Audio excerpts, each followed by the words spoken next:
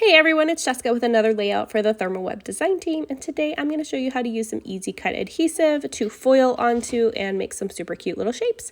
So I am just placing a couple sheets of adhesive down on top of white cardstock, and I'm going to run these through my electronic cutting machine and cut out some little apple shapes. So I have a couple layers to my apples. The black layer I have already cut with some black cardstock, and then the other two layers I'm going to actually foil. So that's what I've cut out of my easy cut adhesive here.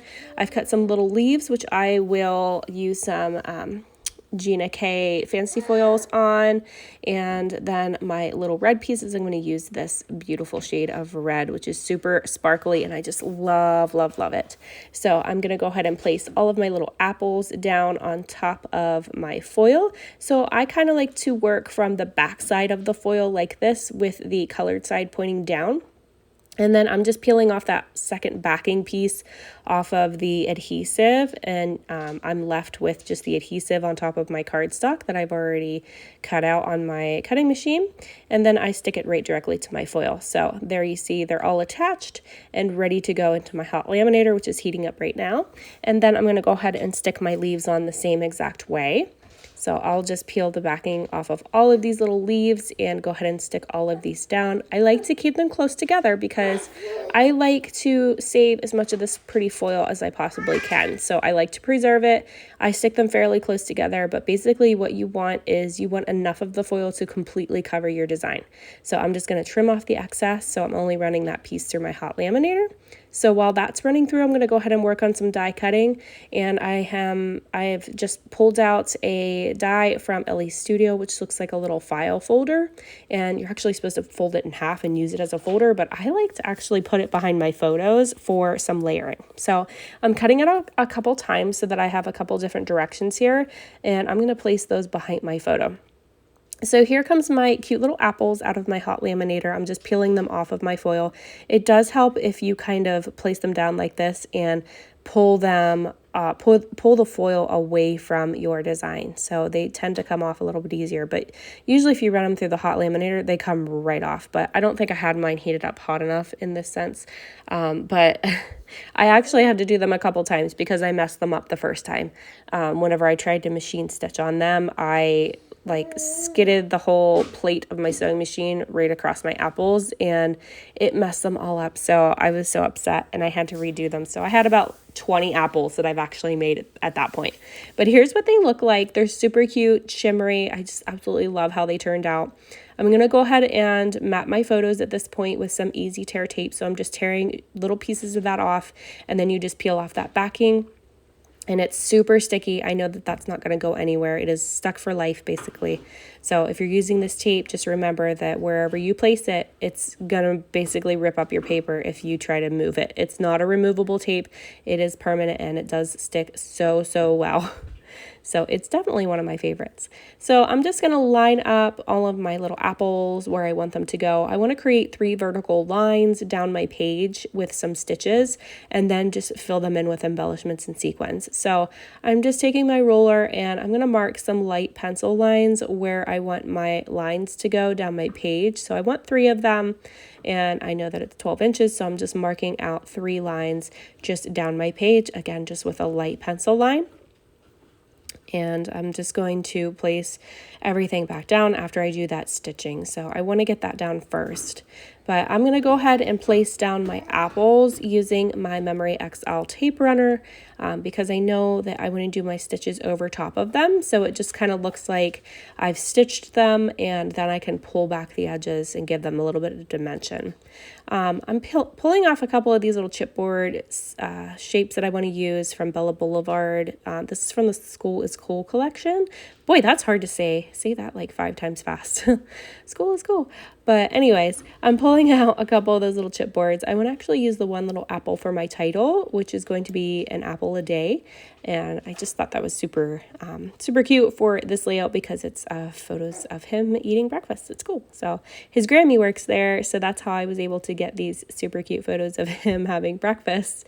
He actually missed it the first day, and he didn't get to have breakfast that first day. So it was nice that she was able to be there and make sure that he got fed the second day. So, but it's all good. We worked it out now.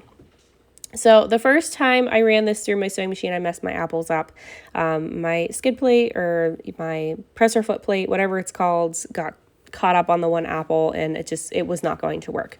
So I ended up actually poking some holes and just running some thread stitches down my layout by hand, which is something that I absolutely hate doing, but I absolutely love the end result and what it looks like. So I sometimes suffer through it and just do it because it just looks so beautiful on a page. So that's what I did here, and I just used some black thread for that.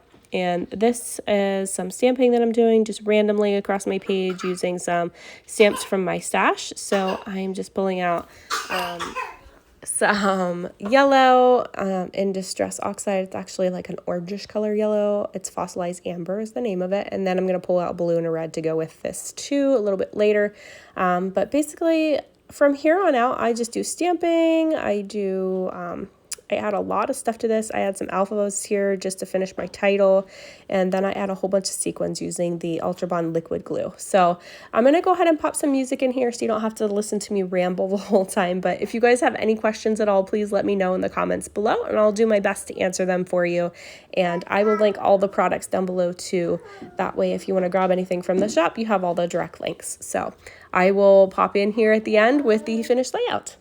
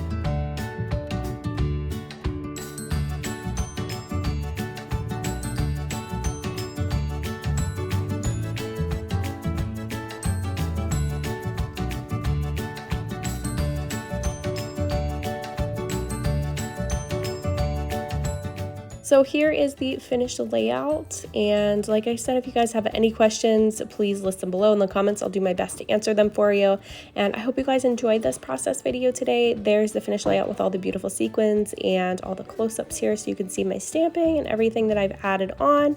And again, I hope you guys enjoyed this video and have a great day. Thanks guys, bye-bye.